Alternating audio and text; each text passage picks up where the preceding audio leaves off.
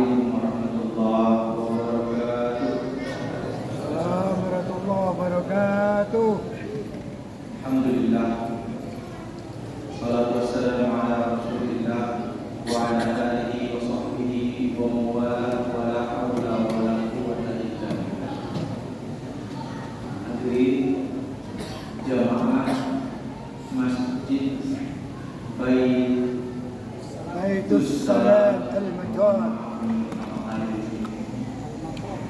Saya hafalnya al-matarnya Baitus Salam al-Matar Halim Perdana Rahimani wa rahimakumullah. Alhamdulillah kita sudah masuk ke 10 hari paling penting dalam bulan Ramadan. Kalau udah nyampe bentar lagi garis finish pasti tambah cepat. Maka kita harus lebih pintar dari kuda. Kalau dari hari pertama mungkin sampai hari ke-20 kita banyak ininya, banyak itunya, alasan sakit, banyak kerja, segala macam. Sekarang kita banyak yang udah turun. Libur udah dikit lagi selesai, udah pulang kampung. Kita kencengin ketinggalan kita. Kita ramaikan masjid-masjid Allah. Iktikaf, kejar ketinggalan kita yang sebelumnya. Bagaimana pesan Rasulullah? Taharraw Lailatul Qadr fi ashril awakhir. Kejarlah Lailatul Qadar di 10 hari terakhir. Lebih spesifik, malam-malam ganjil. Cuma di Indonesia ini hebat, Pak. Bu, hebat. Malam ganjilnya setiap hari. Ini malam ganjil versi pemerintah. Ntar besoknya malam ganjil versi Muhammadiyah. Ntar besoknya malam ganjil lagi versi pemerintah. Kagak berhenti malam ganjil terus. Makanya kata guru saya, jangan ribetin malam ganjil. Kita nggak tahu malam ganjil siapa yang dimaksud Allah. Malam ganjil di pemerintah atau Muhammadiyah. Pokoknya 10 hari terakhir selama kita mampu iktikaf, memaksimalkan ibadah, kejar. Perkenalkan Al-Fakir Junaid Putra. Kalau suku saya Sumatera Barat. Saya nggak mau bawain materi yang berat-berat, yang ringan aja. Islam dan kebangsaan. Kita sebagai umat Indonesia, bangsa Indonesia, warga Indonesia, rakyat Indonesia perlu bersyukur 2 kali. Pertama, bersyukur karena Allah Subhanahu wa taala memilihkan agama Islam untuk kita. Dan yang kedua, bersyukur karena kita lahir di Indonesia. Kalau bersyukur tentang nikmat iman Islam, tidak perlu diomongin lagi. Tapi bersyukur dengan nikmat bahwa kita lahir di Indonesia, itu perlu dijelasin. Karena nggak semua orang sadar bahwa kita itu perlu bersyukur jadi orang Indonesia itu. Kalau disebut Islam di Indonesia, kepala kita langsung tertuju ke, kalau nggak Aceh, Jawa. Aceh karena Serambi, Mekah. Jawa karena ada wali. Saya mau kasih perspektif lain tentang Islam di Indonesia, khususnya di daerah saya Sumatera Barat. Biar kenal mungkin kalau ada yang dulu bisa kali di kamu Sumatera Barat di sini. Orang Minang itu Pak, paling tidak 2 kali membuat geger dunia dengan prestasinya. Saya sebut Syekh Khatib Al-Minangkabawi. Al-Minangkabawi karena beliau orang Minangkabau. Disebut khatib bukan karena namanya khatib. Unik kan? Yang ngasih nama khatib siapa? Orang Arab. Kenapa? Ceritanya begini. Saya sampai lupa nama asli beliau siapa. Saya tahunya Syekh Khatib Al-Minangkabawi. Syekh Khatib pernah sholat di belakang imam Masjidil Haram. Qadarullah, Allah bikin lupa imam itu bacaan Al-Quran dalam sholat. Kalau imam tadi mantap bacaannya. Wala taqulu liman yuqtalu fi sabilillahi amwat. Nah, qadarullah ini imam Masjidil Haram lupa. Siapa yang negur? Beliau. Ditegur sekali. Di rakaat berikutnya lupa lagi. Ditegur lagi sama beliau, dilurusin bacaan begitu. Kalau saya sholat ditanya, kamu dari mana? Dari Indonesia. Akhirnya apa? Dinikahin sama anak imam Masjidil Haram. Makanya pas saya punya anak ketiga laki-laki, sebelumnya perempuan, pas lahir laki-laki, saya langsung ingat sama Syekh Khatib Al-Minangkabawi. Setiap gendong saya selalu bilang, nah jangan lupa ntar kalau jadi imam Masjidil Haram, Abi diajak ke haji, biar gratis. Doa. Bila datang bapaknya kayak begini, mudah-mudahan anaknya jadi imam Masjidil Haram. Lalu bukan sekedar jadi mantu, jadi imam Masjidil Haram orang Indonesia. Orang hebat apa? Bukan sekedar jadi imam. Pernah ulama, sesama ulama di Masjidil Haram dia lagi diskusi. Itu orang Indonesia bisa bahasa Arab apa enggak? Kalau baca Quran jadi imam kan semua juga hafal Quran. Bahasa Arab bisa apa enggak? Ada temannya nyeletuk, bisa dia dari itu bahasa Arabnya. Nah, kan orang Indonesia, coba kalau mau percaya. Ntar dia datang nih langsung suruh khotbah. Jangan pakai kasih tahu. Kan kagak pakai persiapan lu. Benar. Jadi langsung atau jadi khotib. Ini langsung ditemu.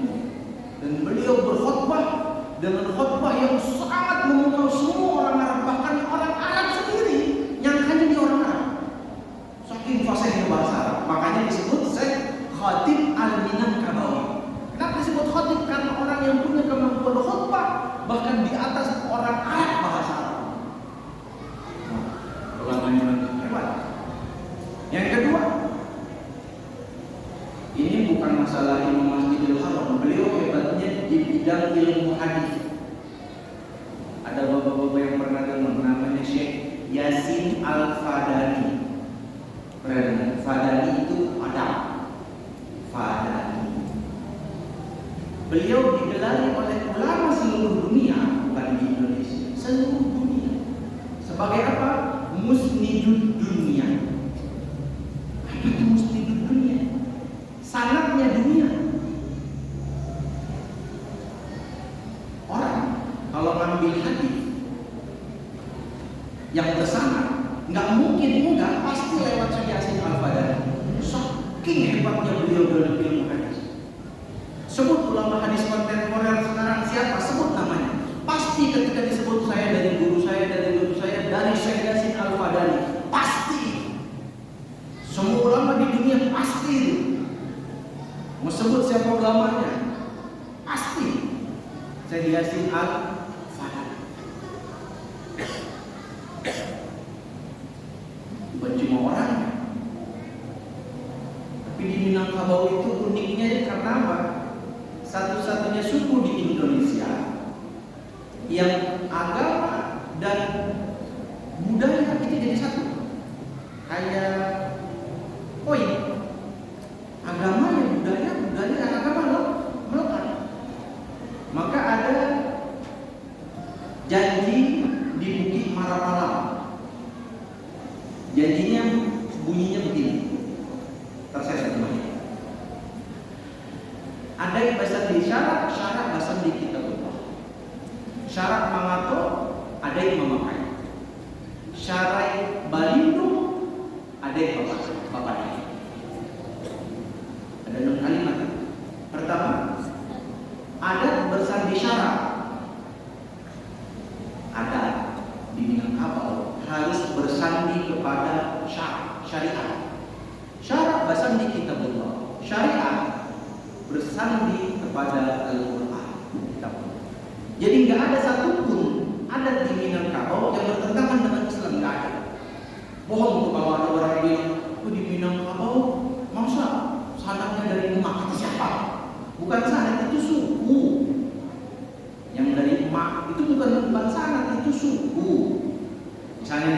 istri saya, bapaknya Sunda, ibunya Sumatera Barat. Dia dianggap orang Minang. Kenapa? Karena suku diambil dari ibu. Kalau ibu itu orang Minang, berarti dia orang Minang. Begitu maksudnya. Itu suku. Ada lagi yang bilang orang Padang mah nggak pakai syariat Islam, buktinya warisan semuanya apa namanya itu diambil. Mana ngomongnya saya lupa. Yang pusako tinggi itu bilang itu bukan warisan pembagian nggak sesuai syariat Islam, bukan. Itu adalah apa istilahnya dia? Sedekah bareng-bareng, wakaf berjamaah supaya orang-orang muslimah Minang ditinggal sama lakinya merantau, anaknya laki-laki merantau, mereka nggak keteteran, maka pakai pusako tinggi, pusako harga tinggi. Ya. Lalu ada lagi yang bilang orang Minang nggak sesuai syariat Islam. Kenapa? Masa nikah sama sepupu dilarang? Melarang sesuatu, ini bukan larang syariat ya.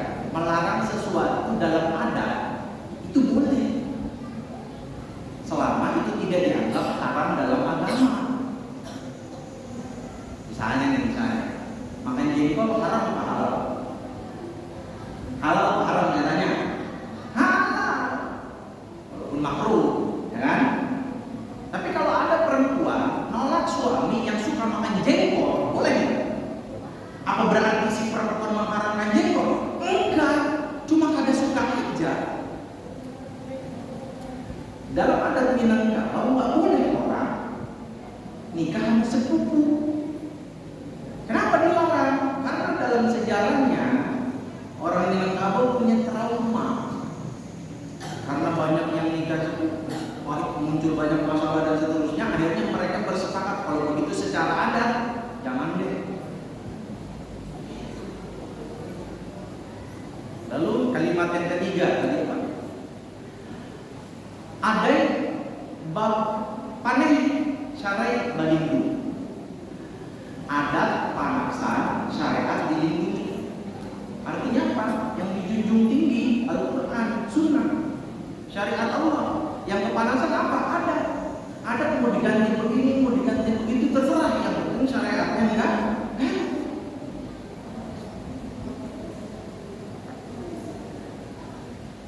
Lalu syarat mamato ada yang memakai.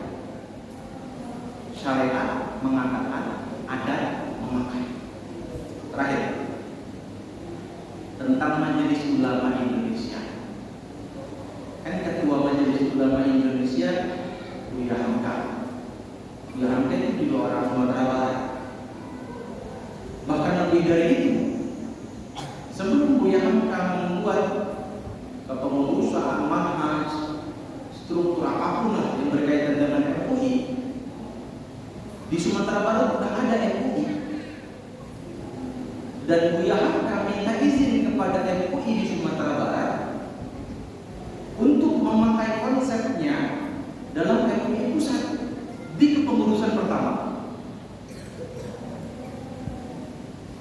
Makanya dalam MUI itu nggak ada tuh yang namanya hierarki, nggak ada. Semuanya sama. MUI pusat sama MUI kecamatan lebih mulia mana? Mana tahu? Sama derajatnya. Mereka sama-sama ulama. Itu cuma masalah administrasi. Kalau tentang nasional, kalian MUI pusat, yang nggak mungkin MUI kecamatan yang lebih utama. Ya, itu cuma masalah administrasi. Allah Subhanahu Wa Taala menjelaskan dalam surah Al-Hujurat bahwa waja'alna, dan kami jadikan kalian syu'uba wa qabaila, bersuku-suku dan berbangsa-bangsa, lita'aruf, untuk saling mengenal. Dan alhamdulillah hari ini kita sudah paling tidak mengenal. Mudah-mudahan ada dari Papua cerita tentang dakwah di Papua. Jadi kita punya tambah semangat untuk dakwah, mengajarkan agama Islam ini kepada semua orang. Karena Islam bukan cuma untuk ridlah kenikmatan intelektual. Islam itu adalah untuk disebarkan. Kita rasakan kenikmatannya, kita bangga jadi orang Islam, kita bangga jadi orang Indonesia. bangga. Mudah-mudahan anak keturunan saya bisa begitu. Mudah-mudahan umat Islam bisa lebih maju seperti sebelumnya dari sebelumnya. Amin.